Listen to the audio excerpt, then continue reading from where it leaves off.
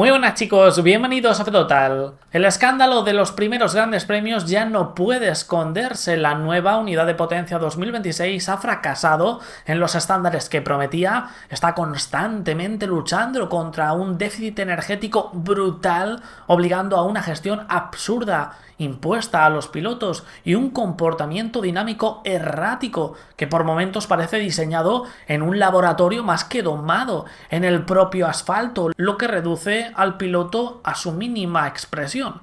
El resultado ha sido devastador, una clasificación destrozada, carreras en las que abundan más los cambios de posición que los adelantamientos de verdad y escenas peligrosísimas como la salida de Liam Lawson en el Gran Premio de Australia o el accidente de Berman en Suzuka al encontrarse de sopetón con Franco Colapinto en una zona crítica del circuito y con un diferencial de velocidad de unos 50 km por hora. Mientras Berman intentaba atacar, Franco recargaba, dándose un inevitable encontronazo. La Fórmula 1 se ha metido sola en una crisis de imagen, de identidad y de credibilidad.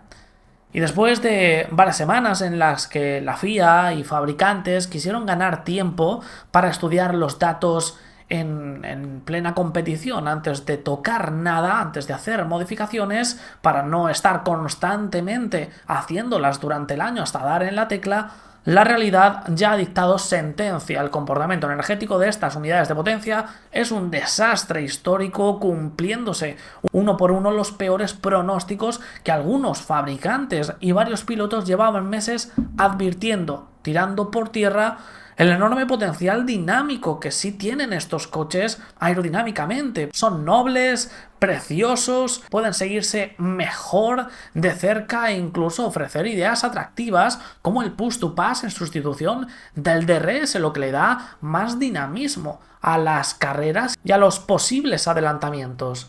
Qué diferente sería si el comportamiento de la unidad de potencia fuera natural y hubiera energía de sobra, y no como si a Usain Bolt lo dejara sin oxígeno en mitad de los 50 metros lisos. Pero no es así, se ahogan, están luchando constantemente contra un déficit energético. Y ahora la categoría trata de salir a toda prisa de un precipicio en el que ella misma se ha lanzado. Según Planet F1, dentro de la FIA empieza a asumirse ya que la apuesta por una proporción 50 y 50 entre la parte térmica y eléctrica, dándole a los dos el mismo peso, fue un error grave tanto de concepto. Fijémonos en el viraje que están haciendo las marcas y los gobiernos dentro del mercado automovilístico, como de ejecución, eliminando el MGUH y con una batería irrisoria para la potencia eléctrica que imparten, obligándoles a activar un auténtico plan de emergencia, un plan que iba a tener lugar entre China y Japón, pero que se retrasó por las cancelaciones de Bahrein y Arabia Saudí para poder, con más tiempo, tomar decisiones certeras que implementar dentro de este parón, dándole tiempo a los equipos a adaptarse. La postura unánime de los equipos fue que debíamos mantener la configuración actual para las primeras carreras y revisar el asunto cuando tuviéramos más datos. Nuestra intención es reevaluar la gestión energética después de la carrera de China. Tenemos algunos ases bajo la manga en este asunto que no quisimos introducir antes de la primera carrera como una reacción impulsiva y que evaluaremos con los equipos después de China. Sabíamos que iba a llegar en este parón dicha reunión, pero la propia FIA salió rauda y veloz a lanzar un comunicado después del Gran Premio de Japón en el que lo confirmaba tras el revuelo que causó, las críticas feroces de los pilotos con amenazas de retirada de alguno de ellos incluso, y el accidente de Berman en Suzuka, que fue la guinda del pastel. Estaban obligados a pronunciarse porque parte de la responsabilidad es suya al no atender con efectividad a las preocupaciones de los pilotos que llevaban semanas anticipando esto, que veían ese accidente como una cuestión de tiempo, no se iba a suceder o no. Se esperan cambios importantes, ojo, en clasificación. Eso prácticamente está asegurado para arreglar la aberración actual que ha eliminado uno de los puntos más emocionantes del fin de semana, donde se podía separar a los buenos de los fueras de serie, destrozando por completo el instinto del piloto, obligándoles para ser rápido, no a tirarte al límite en cada curva, no a atacar cada vértice, como toda la vida han hecho, como están configurados, como es natural para un piloto. Eso ahora es contraproducente, sino a gestionar con precisión quirúrgica la batería y la energía disponible, respetando el algoritmo energético para un cómputo global de la vuelta más rápido. Y eso te obliga en muchos momentos a ser más lento en curva para ser más rápido en recta, siendo, por este déficit energético brutal, más eficaz en el cómputo de vuelta global. Todos están de acuerdo, pilotos, equipos, la FIA, la Fórmula 1, incluso el propio Toto Wolff. Imaginémonos cómo está el panorama. Si dependiera de mí, y definitivamente tenemos que analizar esto, cómo podemos volver a hacer esa vuelta de clasificación rápida y brutal, cómo podemos reducir el lift and coast, y eso es definitivamente algo que tenemos que hacer.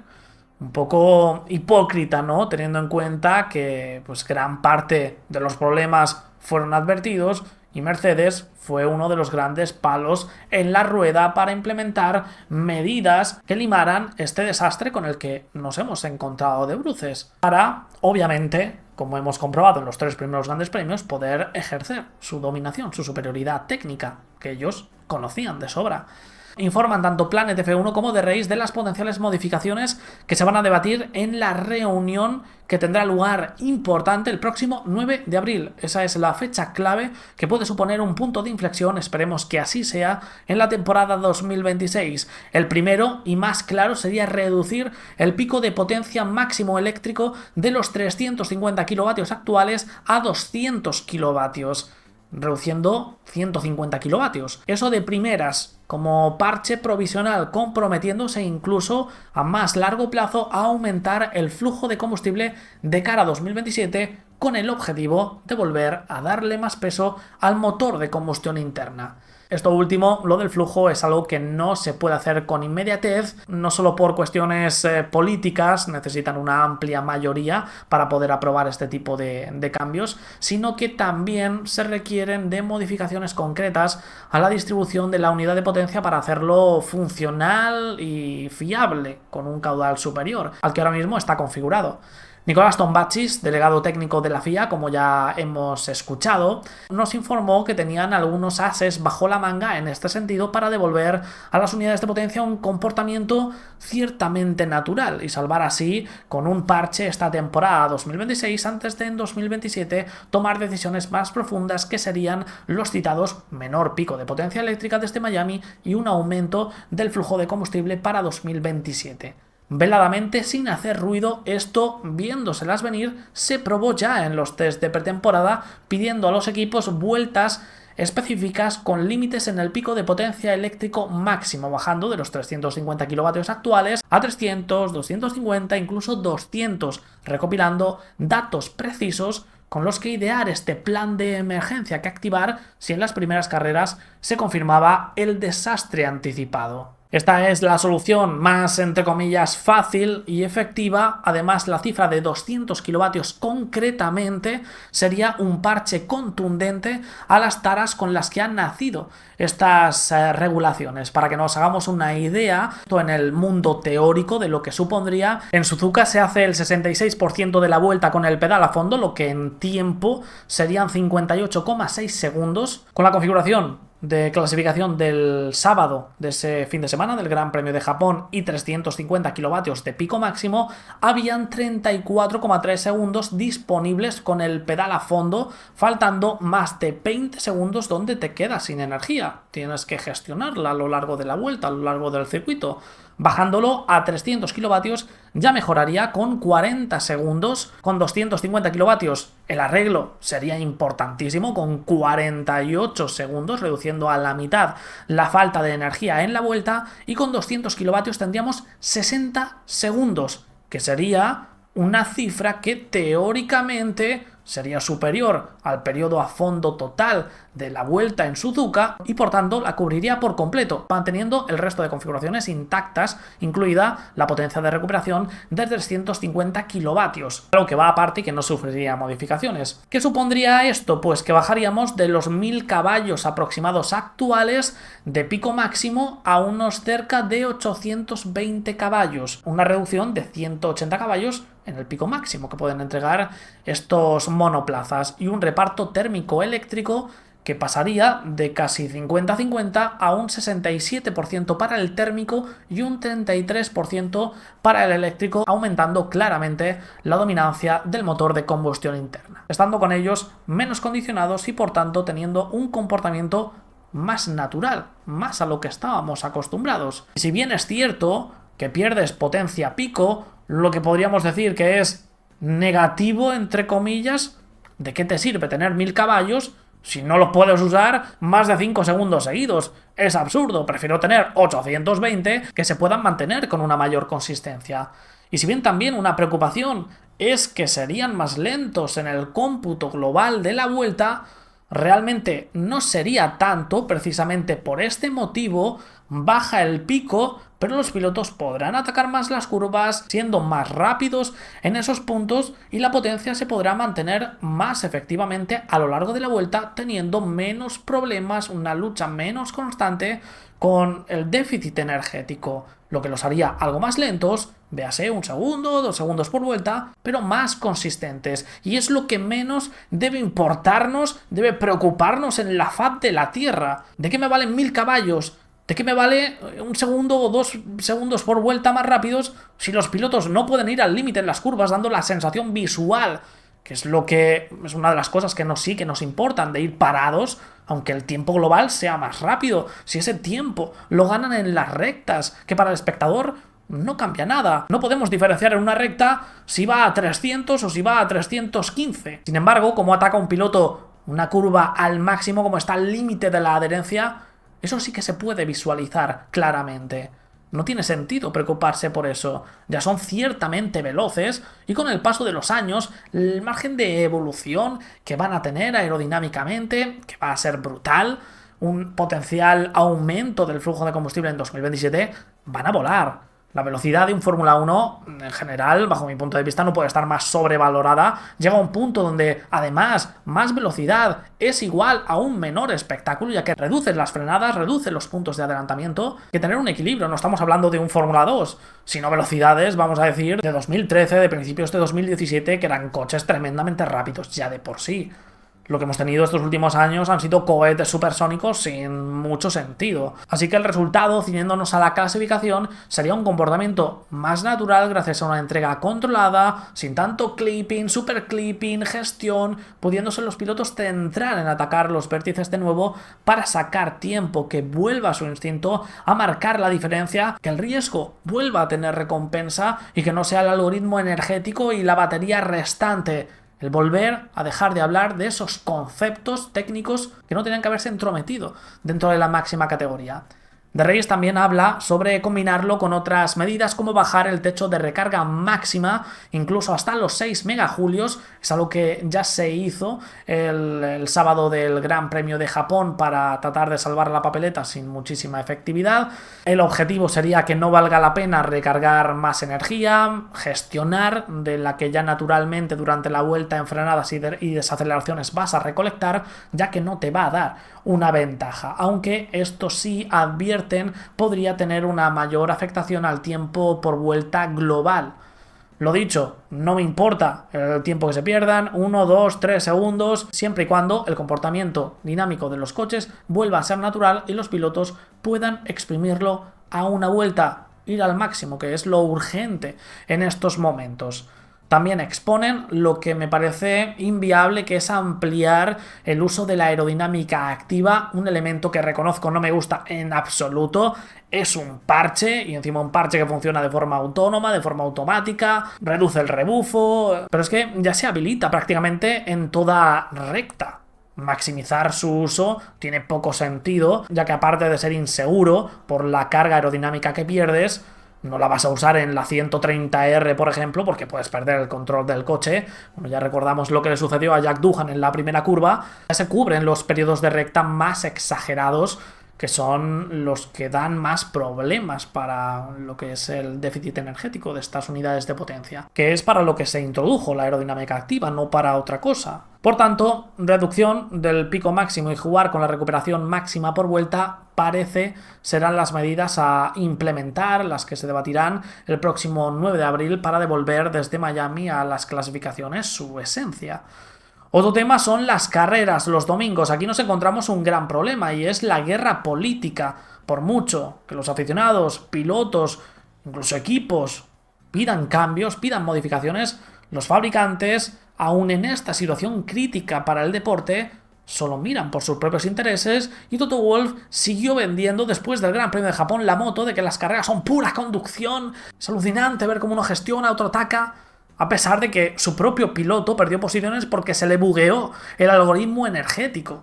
Mercedes será la gran piedra en el zapato, ya que tienen la hegemonía actual precisamente en ese punto, en la gestión energética. Parecen estar dispuestos a abrir la mano en clasificación, al menos hasta cierto punto, pero no tanto en carrera, al menos no hasta Suzuka, ya que la FIA, tras el Gran Premio de China, informó a Carlos Sainz, que es un miembro importante dentro de la asociación de pilotos, que iban a adoptar cambios profundos en la clasificación, de los cuales ya hemos hablado, pero que no iba a cambiar nada para carrera.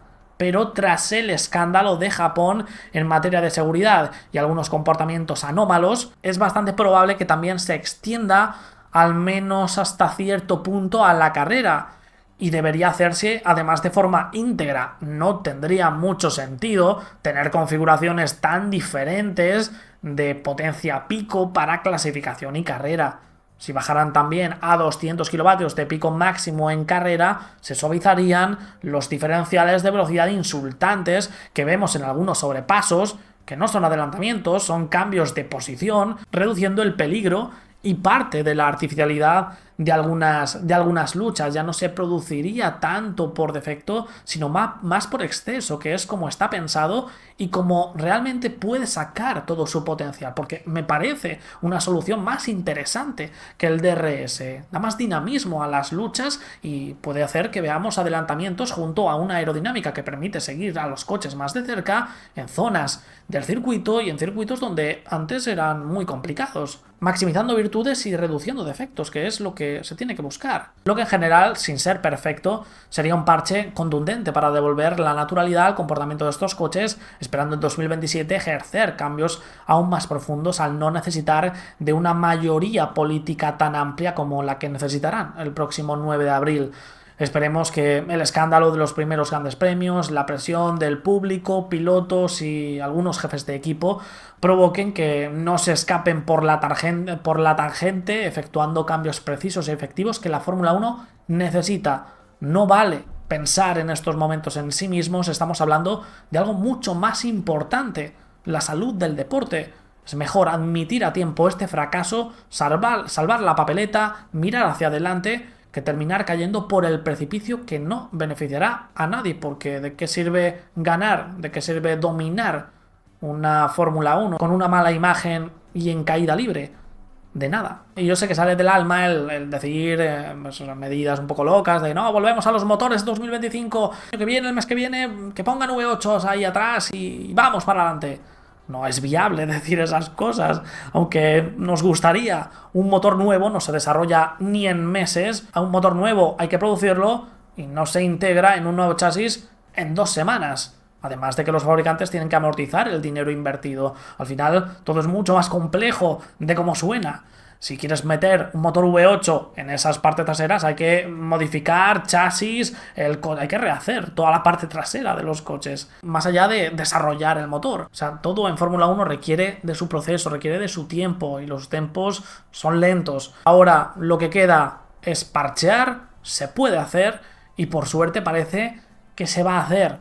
Estaremos atentos a ese 9 de abril. Fue un completo error por parte de la FIA atender a todas las necesidades y amenazas de los fabricantes, una vez más, que ha llevado al segundo desastre consecutivo después del de 2014. Han tropezado 2 veces con la misma piedra. Este es aún más grave porque ha alterado parte del ADN de la categoría Y esperemos que por fin hayan aprendido la lección para no solo imponer una postura clara y contundente ante los parches, sino en el desarrollo de la siguiente arquitectura de motores que llegará al final de esta década y que deberían optar por un V8 atmosférico con combustible sintético, simple, conocido, más económico y si acaso con una microhibridación, pero no tratar de contentar a todos cuando cada uno vela por sus propios intereses, no por el de la Fórmula 1.